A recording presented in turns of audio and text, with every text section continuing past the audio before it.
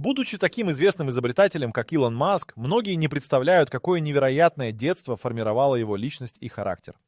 Его история начинается в Южной Африке, где он родился 18 июня 1971 года. С ранних лет Илон проявлял яркий интерес к технологиям и науке. В возрасте 8 лет он уже самостоятельно изучал компьютеры и программирование, что было действительно редкостью для детей того времени. Илон жил с родителями в Претории, и его детство было далеко не безоблачным. Его родители, инженер и модель, разводились, когда ему было всего 8 лет, что сильно повлияло на его психику. После развода он остался жить с матерью, но часто испытывал трудности в общении с сверстниками. Из-за своей замкнутости и увлечения технологиями он часто подвергался насмешкам, что заставило его больше углубиться в мир книг и фантазий. Уже в школе Илон начал проявлять свой предпринимательский дух, когда в возрасте 12 лет он разработал свою первую видеоигру под названием Blastera. Позже он продал ее за $500, что стало первым шагом к его будущим успехам. Увлечение технологиями и программированием становилось все сильнее, и он понимал, что хочет создать что-то значительное. Когда ему было 16, Илон переехал в Канаду, чтобы избежать военной службы в Южной Африке. Его путь в новую страну был полон сложностей, но он продолжал учиться и работать. Он поступил в университет Квебека, где изучал физику и экономику, а позже перевелся в университет Пенсильвании в Соединенных Штатах. Именно здесь его мечты о великих достижениях начали обретать форму. В результате своей настойчивости и стремления к знаниям Илон стал основателем нескольких успешных стартапов. Тем не менее, его детство, полное трудностей и преодолений, сыграло ключевую роль в формировании его характера. Эти секретные страницы его юности, полные борьбы и вдохновения, стали основой для его будущих успехов. Заглядывая в его детство, можно увидеть, как ранние испытания закалили его волю и научили его преодолевать препятствия. Он никогда не боялся трудностей и всегда искал возможности изменить мир вокруг себя. В следующей главе мы расскажем о том, как его стремление к величию начало формироваться в первые шаги к созданию PayPal. Итак, уже в начале 90-х годов, когда Илон Маск только начинал свой путь в мире технологий, он столкнулся с уникальной возможностью. Технологическая революция была на подъеме, и он знал, что это время для действий. В 1995 году он основал свою первую компанию Zip2 вместе с братом Кимбалом. Zip2 предоставляла программное обеспечение для онлайн-карт и бизнес-каталогов, что в то время было новаторским подходом к обработке информации. Это было время, когда интернет только начинал набирать популярность, и их стартап стал одним из первых, кто убедительно демонстрировал его потенциал. Компания быстро привлекла внимание инвесторов, и в 1999 году Zip2 была продана за около $36 миллионов. Илон получил свои первые крупные деньги, но это было только начало. Он понимал, что в мире бизнеса успех требует не только таланта, но и стратегического мышления. Именно тогда он начал задумываться о более сложных проектах. Илон не мог устоять перед вызовом, который предложил ему новый проект. В 1999 году он стал одним из основателей X.com онлайн-банка, который предлагал пользователям удобный способ управления своими финансами. Эта идея была революционной. Она позволяла людям делать переводы, оплачивать счета и управлять своими деньгами через интернет. Однако, несмотря на амбициозные планы, X.com столкнулся с сильной конкуренцией на рынке. В 1999 году, несколько месяцев спустя, после создания X.com, компания объединилась с Confinity, разработавшей платежную систему PayPal. Это слияние стало решающим моментом, так как PayPal приобрел популярность как безопасный и удобный способ онлайн-платежей. Илон в качестве генерального директора вложил свою энергию и идеи в развитие компании, стремясь сделать PayPal не только платежной системой, но и сервисом, который изменит способ, которым люди ведут финансовые операции в интернете. Под его руководством PayPal стремительно развивался и в 2001 году был приобретен eBay за $1 миллиард 50 миллионов. Это стало одним из самых больших успехов в его карьере и обеспечило Маску значительное финансовое положение. Но его амбиции не ограничивались только финансовым успехом. Илон действительно хотел изменить мир, и он знал, что для этого нужны технологии, которые помогут людям. Путь к созданию PayPal оказался не просто бизнес-проектом, а настоящей школой, где были получены знания о технологиях, людях и том, как вести бизнес на высшем уровне. Каждое испытание, с которым он сталкивался, лишь укрепляло его решимость. Он не только научился управлять компанией, но и понял, как работать с талантливыми людьми и как важно создавать команду, которая будет разделять его видение. На этом этапе своей жизни Илон Маск уже не был просто мечтателем или начинающим предпринимателем. Он стал значимой фигурой в мире технологий. Его путь к величию был полон неожиданных поворотов и сложностей, и именно это сделало его сильнее. В следующей главе мы погрузимся в его амбициозные мечты о космосе, которые начали обретать форму и становились все более реальными. С новыми победами и финансовыми успехами Илон Маск начал осознавать, что его амбиции выходят далеко за пределы создания интернет-услуг. Он всегда мечтал о космосе, и после успешного завершения работы с PayPal его внимание переключилось на одну из самых амбициозных идей – создание частной космической компании. В 2002 году, вдохновленный возможностями, которые открывались в космической отрасли, он основал SpaceX. Первоначально идея заключалась в том, чтобы сократить стоимость запуска ракет и сделать космические полеты доступными для частных и коммерческих целей. Илон понимал, что для этого необходимо разрабатывать собственные технологии, а не полагаться на существующие государственные решения. В этом контексте он стал активно изучать существующие технологии и разрабатывать свои собственные концепции. Он стремился не только к созданию ракеты, но и к тому, чтобы сделать полеты в космос более безопасными и эффективными. Однако путь к этой цели оказался непростым. Первые попытки запуска Falcon 1, первой ракеты с жидкостным двигателем, были заполнены неудачами. Первая ракета была запущена в марте 2006 году, но не достигла орбиты. Следующий запуск произошел в июле того же года, но снова имел неудачный исход. Третья попытка в августе также не увенчалась успехом. Эти поражения не сломили Илон, наоборот, они закалили его решимость. Он продолжал инвестировать средства и усилия в проект, веря в его успешное завершение. 17 сентября 2007 года SpaceX наконец добилась успеха, когда Falcon 1 успешно вышла на орбиту. Этот момент стал историческим для частной космической индустрии.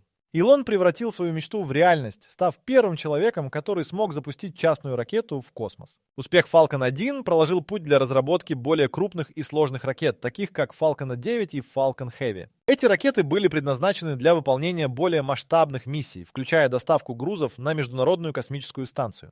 Со временем SpaceX приобрела репутацию надежного партнера НАСА и других космических агентств. В 21 веке компания подписала контракты на выполнение десятков коммерческих запусков. Илон стремился не только к запуску ракет, но и к тому, чтобы сделать полеты в космос более доступными для обычных людей. Он разработал планы по созданию системы Starship, которая должна была позволить людям путешествовать на Марс и даже дальше. Задумываясь о будущем, Илон не останавливался на достигнутом. Он понимал, что колонизация других планет требует не только технологий, но и продуманной стратегии. В этом контексте SpaceX начала проводить множество экспериментов и исследований, чтобы обеспечить возможность безопасного проживания людей вне Земли. Каждое новое достижение SpaceX поднимало планку амбиций Илона Маска все выше. Он мечтал не только о космических полетах, но и о том, чтобы сделать человечество многопланетным. Его идеи и амбиции вызывали восхищение и скептицизм одновременно, но одно было точно – он стал одним из наиболее влиятельных людей в космической индустрии. На этом этапе его карьеры Илон Маск уже не был простым предпринимателем. Он стал символом нового подхода к космическим исследованиям и многими был воспринят как визионер, который с решимостью шагал к своей мечте. Следующий шаг в его истории будет связан с автомобильной индустрией, где он столкнется с новыми вызовами и трудностями, которые вновь проверят его способности и решимость. Илон Маск известен не только своими грандиозными проектами, но и множеством идей, которые так и остались в тени его знаменитых достижений. Рассмотрим несколько изобретений и проектов, которые были разработаны им или его командами, но так и не стали широко известны. Одним из первых проектов, который стоит упомянуть, является Zip2, в рамках которого Илон разработал программное обеспечение, помогающее местным бизнесам выходить в интернет. Это приложение позволяло пользователям находить информацию о компаниях и услугах с помощью карт, что стало настоящим прорывом в мире веб-технологий. Однако в процессе работы над Zip2 Илон также разрабатывал дополнительные функции, которые так и не были реализованы, но могли бы изменить подход к онлайн-рекламе. После продажи Zip2 в 1999 году Маск с партнерами создал X.com, который стал предвестником PayPal. Но за пределами основной идеи платежной системы в рамках X.com разрабатывался еще один проект – система кредитования для малых предприятий и стартапов. Идея заключалась в том, чтобы обеспечить небольшие компании финансированием через интернет, что могло бы поспособствовать развитию новых бизнесов. Но в силу множественных факторов, включая слияние с Confinity, этот проект так и не увидел свет. Далее, в рамках своих исследований в области космоса, Илон начал работать над проектом под названием Mars Oasis. Эта инициатива была направлена на создание теплицы на Марсе, где могли бы расти растения. Идея заключалась в том, чтобы продемонстрировать возможность жизни на других планетах, но проект был отложен в пользу более масштабных амбициозных планов, таких как SpaceX. Маск также задумывался о создании Hyperloop, высокоскоростной транспортной системы, которая могла бы значительно ускорить передвижение между городами. Эта концепция предлагала использовать специальные капсулы, перемещающиеся по трубам на больших скоростях. Несмотря на то, что идея была обнародована, Илон не стал непосредственно заниматься ее реализацией, передав эту задачу другим компаниям. Тем не менее, Hyperloop стал темой для обсуждений и экспериментов по всему миру. Не менее интересным был проект по разработке нового типа солнечных панелей, который Маск также начал развивать, когда возглавил компанию SolarCity. Эта инициатива включала идеи по созданию интегрированных солнечных крыш, которые могли бы стать не только источником энергии, но и стильным элементом дизайна для домов. Несмотря на наличие прототипов, данный проект не получил широкого признания и остался в тени других его более успешных начинаний. В дополнение к этим проектам Илон работал над разработкой нейроинтерфейсов, которые могли бы соединять человеческий мозг с компьютерами. Эта идея, хоть и была в зародыше, открывала новые горизонты в сфере взаимодействия человека с технологиями. Однако на данном этапе этот проект также не стал приоритетным и был отложен на будущее. В результате, за каждым значимым достижением Илона Маска стоит множество идей, которые могли бы изменить наш мир, но так и остались на стадии концепций. Эти тайные проекты являются свидетельством его безграничного воображения и стремления к инновациям, даже если они не стали частью его публичной жизни. Следующий шаг в его истории будет связан с созданием Tesla, где он столкнется с новыми вызовами и трудностями, которые вновь проверят его способности и решимость. Илон Маск всегда искал пути, чтобы изменить мир, и следующий шаг в его амбициозной карьере – это создание Tesla. Эта компания стала символом перехода к чистой энергии и электромобилям, но путь к ее созданию был наполнен трудностями, которые проверяли не только его навыки как предпринимателя, но и его характер. В 2003 году, когда Tesla была основана, рынок электромобилей уже существовал, но он был в зачаточном состоянии. Большинство существующих моделей были неэффективными, дорогими и не могли конкурировать с традиционными бензиновыми автомобилями. Илон увидел в этом возможность. Он хотел создать электромобиль, который не только был бы экосознательным, но и предлагал бы уровень производительности и удовольствия от вождения, сопоставимый с автомобилями на ископаемом топливе. Одним из первых значимых шагов стало создание модели Roadster. Этот спортивный электромобиль, выпущенный в 2006 году, стал первым серийным автомобилем, который использовал литий-ионные батареи и мог проехать более 200 миль на одном заряде. Однако, несмотря на инновационные технологии, Roadster столкнулся с серьезными финансовыми и производственными проблемами. Производство было задержано, и успех модели оказался под угрозой. Финансирование, необходимое для запуска, также стало критическим вопросом. Илон вложил свои собственные средства и привлек инвесторов, чтобы продолжить существование компании. Несмотря на эти трудности, в 2008 году Tesla наконец начала доставлять Roadster покупателям, и он стал сенсацией. Успех Roadster привлек внимание как потребителей, так и инвесторов, и это позволило компании продолжить разработку новых моделей. Тем не менее, на этом пути Илон вновь столкнулся с проблемами, которые не давали покоя. Производственные задержки, высокие затраты на разработку и проблемы с качеством продукции создавали кризисы доверия к компании. В этом контексте в 2009 году компания столкнулась с угрозой банкротства. Илон и его команда боролись за выживание, предпринимая все возможные шаги для сокращения расходов, включая увольнение и приостановку проектов. В этот критический момент Маск снова использовал свои личные средства, чтобы спасти компанию, что демонстрировало его непоколебимую веру в проект. Вскоре, в 2010 году, ситуация начала улучшаться. Tesla выпустила свой первый седан Model S, который стал настоящим прорывом на рынке. Автомобиль сочетал в себе производительность, дальность хода и современный дизайн. Model S получил множество наград и положительных отзывов, что способствовало росту популярности компании и ее акций. Tesla стала символом перехода на электромобили и начала конкурировать с традиционными производителями в автомобильной промышленности. Однако вызовы не закончились. Маск продолжал сталкиваться с критикой и сомнениями в отношении будущего компании. Его подход к инновациям и экспансии вызывали недовольство как у сотрудников, так и у акционеров. Но он не отступал. В 2016 году Tesla приобрела компанию SolarCity, расширяя свои горизонты и стремясь к созданию экосистемы устойчивого энергетического использования. Создание Tesla было не просто бизнес-проектом для Маска, это было воплощение его видения будущего с чистой энергией. Несмотря на все трудности, он продолжал двигаться вперед, стремясь к достижению своей цели. Каждая неудача становилась для него уроком, укрепляя его решимость. В следующей главе мы исследуем, как Илон Маск управляет своим временем и продуктивностью, чтобы оставаться на вершине своих амбициозных начинаний. Каждый, кто следит за успехами Илона Маска, неизбежно задается вопросом, как ему удается управлять своим временем и оставаться продуктивным, несмотря на огромные объемы работы и множество проектов. Илон Маск известен своей невероятной способностью работать по 40, а иногда и по 80 часов в неделю. Он создал уникальную систему управления своим временем, которая позволяет ему оставаться на пике продуктивности. Одним из основных инструментов, которые использует Маск, является метод помидора или тайм-блокирования.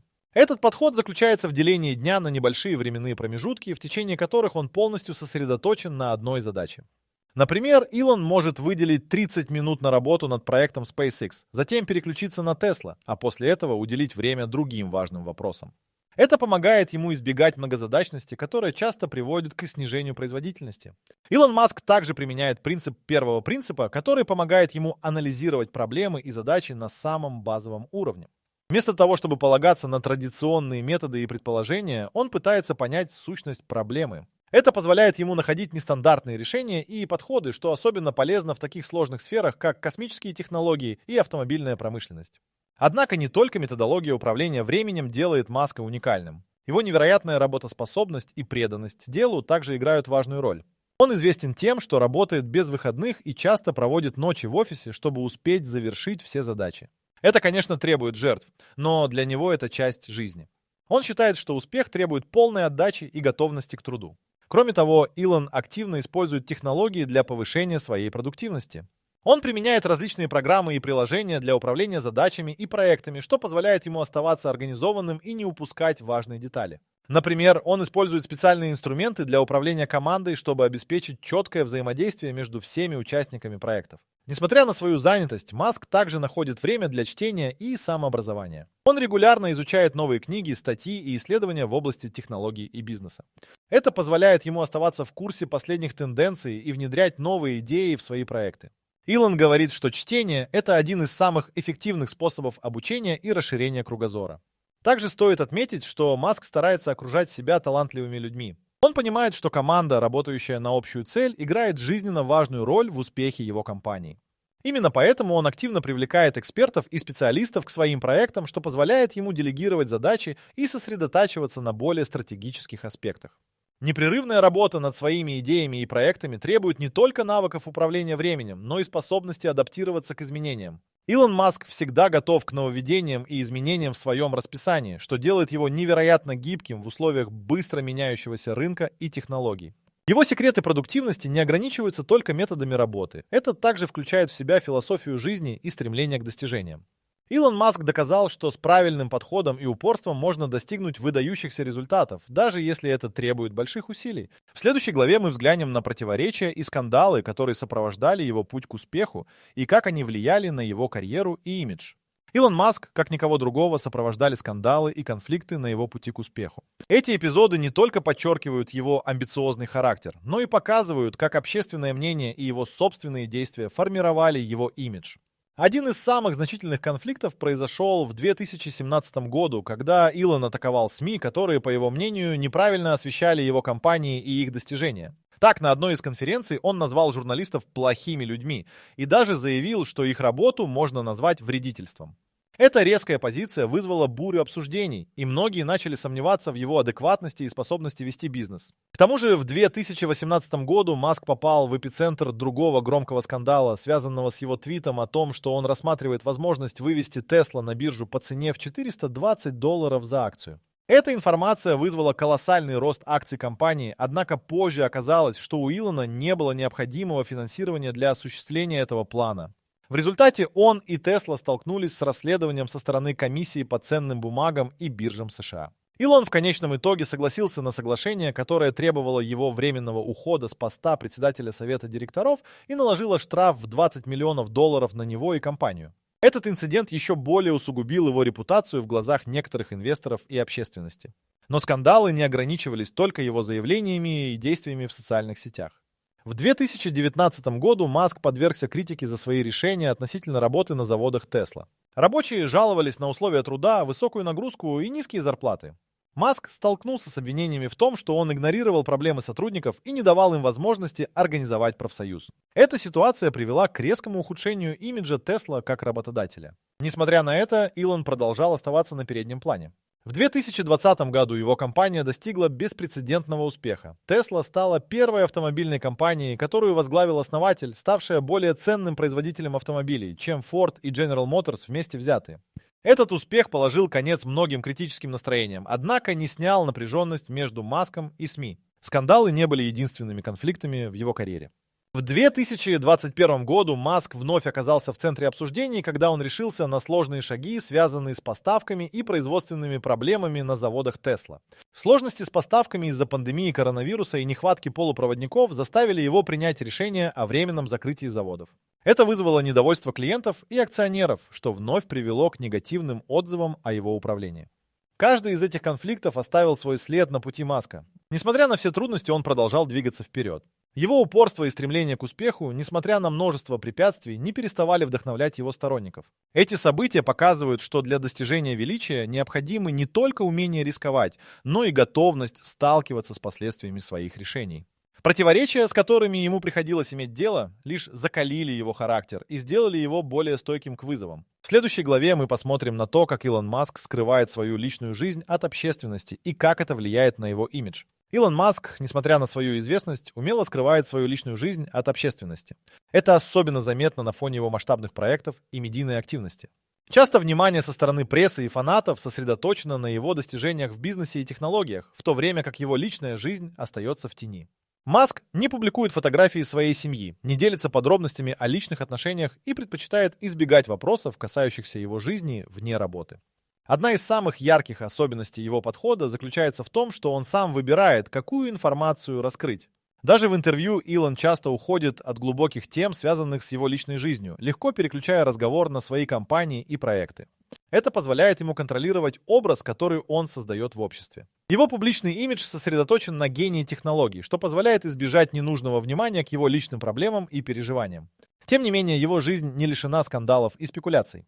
Например, после разрыва с певицей Граймс появились слухи о том, что Маск предпочитает оставаться один и сосредоточен на работе, нежели строить отношения. Эта информация вызвала бурное обсуждение в СМИ, однако сам Илон никогда не комментировал подробности своих разрывов, предпочитая оставаться в стороне от сплетен. Еще одним аспектом личной жизни Илона является его семья. У него 6 детей от 2 браков. Однако даже в этой сфере он проявляет осторожность. Маск редко делится фотографиями детей или описывает семейные моменты, предпочитая держать их в стороне от публичной жизни. В одном из редких интервью он упомянул, что стремится защитить своих детей от лишнего внимания и давления, связанного с его известностью. Илон Маск также известен своим довольно эксцентричным поведением, что, конечно, привлекает внимание. Он не боится делать резкие заявления в социальных сетях, что порой вызывает недовольство и осуждение. Но это лишь подчеркивает его стремление держать контроль над своим имиджем. Он осознает, что его слова могут не только повлиять на бизнес, но и на его личное восприятие в обществе. Несмотря на все трудности, Маск сохраняет уверенность в себе и своей способности контролировать свою жизнь. Его навыки управления временем и продуктивностью также отражаются на том, как он ведет свою личную жизнь. Он не раз упоминал, что предпочитает минимизировать отвлекающие факторы и сосредоточиться на том, что действительно имеет значение. Это сказывается не только на его карьере, но и на том, как он взаимодействует с близкими людьми. К тому же, стремление Маска к уединению порождает вопросы о том, как он справляется с общественным давлением и ожиданиями. Он продолжает оставаться фигурой, о которой говорят, но при этом сохраняет свои личные границы. Это делает его загадочной личностью, которая привлекает внимание, но в то же время прячет свои уязвимости. В мире, где публичные личности часто делятся каждым моментом своей жизни, Илон Маск выбирает другой путь. Путь, по которому он может оставаться в тени, пока его проекты продолжают менять мир. Таким образом, балансируя между личным и публичным, Илон Маск создает образ человека, который не только добивается успеха, но и управляет своим имиджем с умом. Его способность скрывать детали личной жизни становится важным элементом его стратегии, позволяя сосредоточиться на достижении целей и реализации амбициозных проектов. В следующей главе мы узнаем о том, какое будущее Илон Маск строит для человечества и какие планы у него на ближайшие десятилетия. Илон Маск, всегда находясь на переднем крае технологий и инноваций, не останавливается на достигнутом. Его амбиции простираются далеко за пределы текущих проектов. Вокруг его имени витает множество мифов и слухов о том, что он планирует сделать в ближайшие 10 лет. Одна из самых обсуждаемых идей – это колонизация Марса. Маск уверен, что человечество должно стать многопланетным видом, и он активно работает над этим. В рамках программы SpaceX он разработал ракету Starship, предназначенную для межпланетных полетов.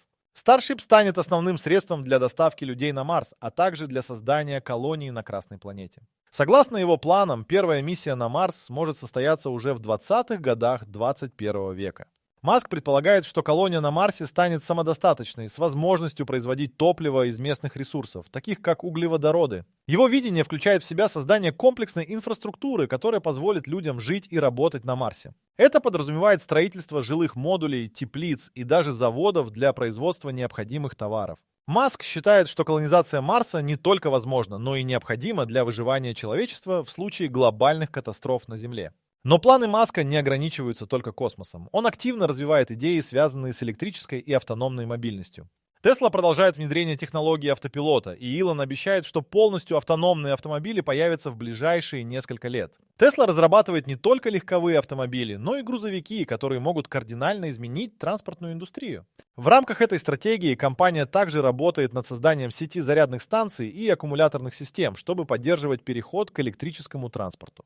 Кроме того, Маск активно продвигает идею высокоскоростных транспортных систем, таких как Hyperloop. Эта концепция предполагает создание системы труб, в которых капсулы будут двигаться на больших скоростях, связывая города и страны. Проект уже привлек внимание многих инвесторов и стартапов, которые начали разработку своих собственных вариантов. Илон также фокусируется на устойчивых источниках энергии. Благодаря приобретению Solar City он стремится сделать солнечную энергию доступной для всех. Его компания разрабатывает инновационные солнечные панели и системы хранения энергии, которые помогут сократить зависимость от ископаемых источников энергии.